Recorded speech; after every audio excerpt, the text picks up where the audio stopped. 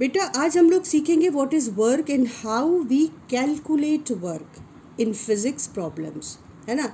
अब इसमें क्या है कि जो बेसिक डेफिनेशन ऑफ वर्क है वो हम लोग क्लास 10th से पढ़ कर आ रहे हैं। क्या थी? That work done is considered as force in the direction of displacement into displacement. In the direction of displacement, ये एक बहुत इम्पॉर्टेंट पॉइंट है कि फोर्स जो डायरेक्शन में डिस्प्लेसमेंट के लग रहा होता है वो ही वर्क कॉन्स्टिट्यूट करता है, या force into displacement in the direction of force. अगर आप फोर्स की डायरेक्शन में डिस्प्लेसमेंट कंसीडर कर रहे हो तो सिर्फ वो डिस्प्लेसमेंट वर्क में कंट्रीब्यूट करेगा जो फोर्स की डायरेक्शन में है। जो फोर्स की डायरेक्शन में डिस्प्लेसमेंट नहीं है और अगर वो हो भी रहा है तो वो वर्क में शामिल नहीं माना जाएगा। इसका एक एग्जाम्पल लेते हैं सिंपल सा कि ये एक ब्लॉक है। इस ब्लॉक पर एक फोर्स हॉरिजॉन्टल से थीटा एंगल पर लग रहा है और ये ब्लॉक को फोर्स इस पोजीशन से इस पोजीशन तक यानी एस डिस्प्लेसमेंट देता है। अगर हम इसकी सेंटर ऑफ ग्रेविटी को इसकी पोजीशन माने तो सेंटर ऑफ ग्रेविटी यहाँ से यहाँ शिफ्ट हुई है, ठीक है। Actually point of application of force उसका डिस्प्लेसमेंट के कैलकुलेशन में काउंट होता है। यानी ये पॉइंट जहाँ पर ये एप्लीकेशन हो रहा था फोर्स का, ये यहाँ से शिफ्ट होकर यहाँ आ गया है। तो अगर हम इसको देखेंगे तो ये डिस्टेंस और ये डिस्टेंस सेम ही आएगी इस क्वेश्चन में, क्योंकि इस क्वेश्चन में रिजिड बॉडी डिस्प्लेस हो रही है। तो अब देखो, work done is equal to force का वो कंपोनेंट जो डिस्प्लेसमेंट की डायरेक्शन में है F cos theta into displacement S. अब यहाँ पर हमको ऑलरेडी अब पता है कि फोर्स और डिस्प्लेसमेंट वेक्टर्स हैं। तो अगर आप इस फॉर्मूले को देखो तो ये actually dot product of force vector and displacement vector है। So we can define that work is equal to dot product of force vector and displacement vector.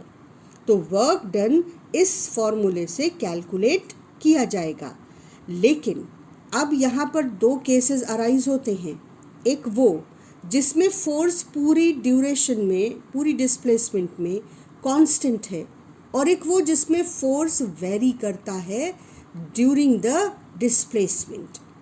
तो हमें वर्क कैलकुलेशन के दोनों केसेस अलग अलग स्टडी करने होंगे।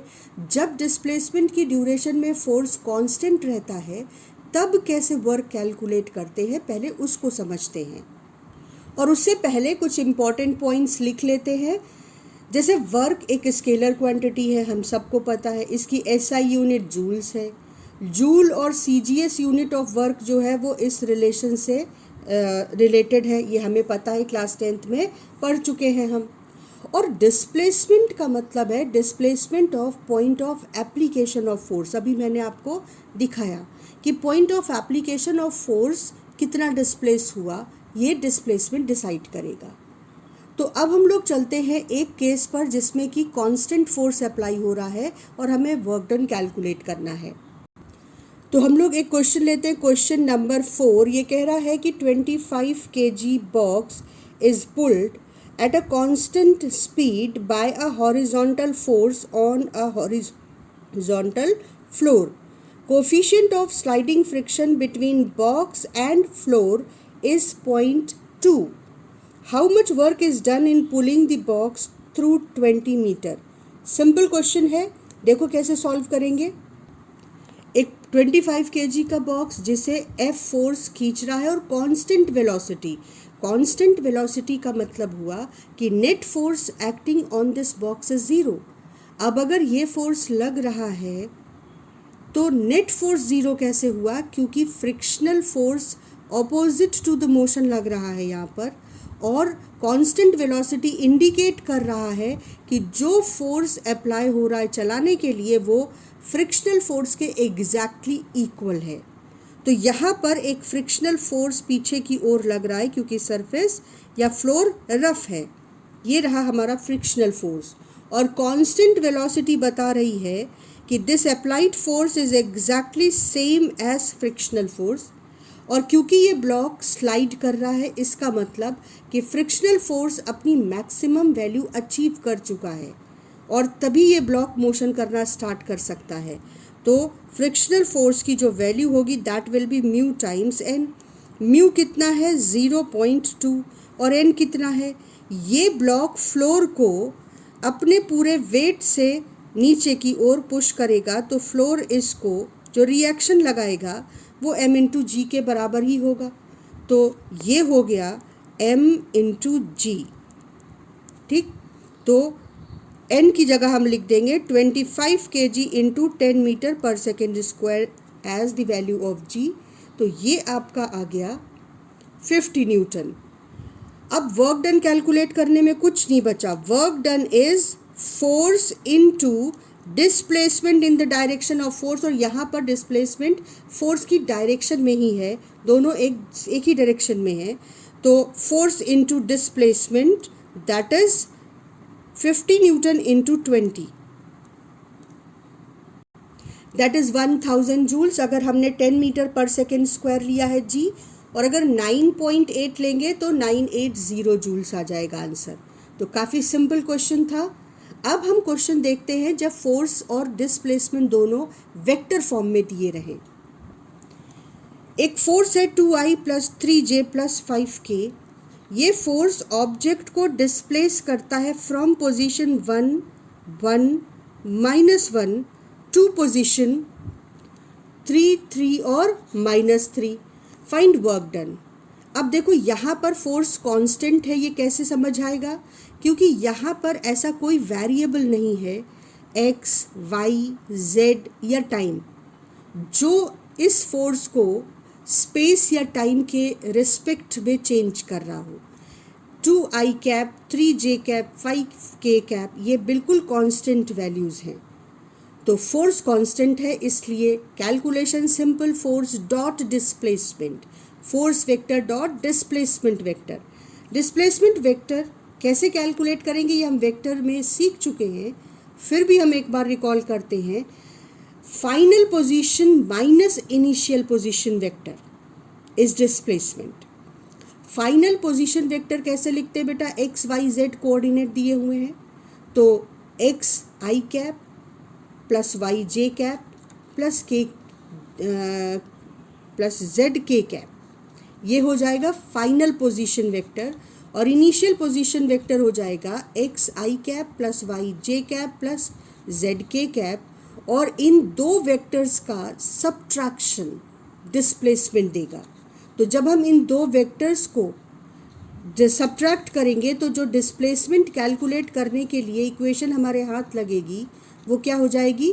Final coordinate x coordinate minus initial x coordinate into i cap, final y coordinate minus initial y coordinate into j cap, final z coordinate minus initial z coordinate into k cap. Values अगर आप रखोगे तो 2 - 1 ये 2 होगा, यहाँ पर नहीं 3 ही रखते हैं इसको। एक्चुअली मैंने इस क्वेश्चन को एक इंटरेस्टिंग कंक्लूजन के लिए डिज़ाइन किया है, तो इसको 3 ही रखते हैं। 3 - 1 3 - 1 और -3 -1। ठीक, ये हो गया हमारा डिस्प्लेसमेंट। अब ज़रा इसको कैलकुलेट करें तो ये आ जाएगा 2i cap plus 2j cap plus यहाँ पर -3 -1, तो एक्चुअली ये आ जाएगा -2k कैप। अब आपके पास एस वेक्टर और एफ वेक्टर दोनों हैं और हम वर्क डन कैलकुलेट करते हैं। तो work done is equal to force vector dot displacement vector. आप फोर्स वेक्टर लिख दोगे 2i cap plus 3j cap plus 5k cap, फिर डॉट, और आपका डिस्प्लेसमेंट वेक्टर आ गया 2i cap plus 2j cap minus 2k cap.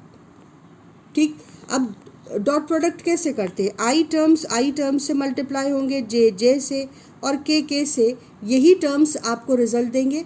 बाकी I dot J dot के, आई डॉट के ये सब ज़ीरो होंगे, और I dot I, J dot J और के डॉट के ये वैल्यू 1 होगी। तो डॉट प्रोडक्ट की वैल्यू आ जाएगी 2 into 2 4 plus 3 into 2 6 plus 5 into -2 that is -10, और ये वैल्यू आ जाएगी 0। मतलब फोर्स और डिस्प्लेसमेंट दोनों नॉन ज़ीरो हैं, लेकिन इनकी डायरेक्शंस ऐसी है कि वर्क डन ज़ीरो आ रहा है। इस वैल्यू को लाने के लिए मैंने ये तुमको थोड़ा फीलिंग देने के लिए मैंने ये वैल्यूज़ इस तरह से ली हैं। तो अगर वेक्टर फॉर्म में फोर्स और डिस्प्लेसमेंट दिया हो तो हमको वो इस तरीके से सॉल्व करना है। तो आज हमने कांस्टेंट फोर्स के केस में वर्क कैसे कैलकुलेट करेंगे ये सीखा है। नेक्स्ट क्लास में हम सीखेंगे कि अगर फोर्स वेरिएबल हो तो वर्क कैसे कैलकुलेट करेंगे। That is concept of mathematical tool integration सीखेंगे।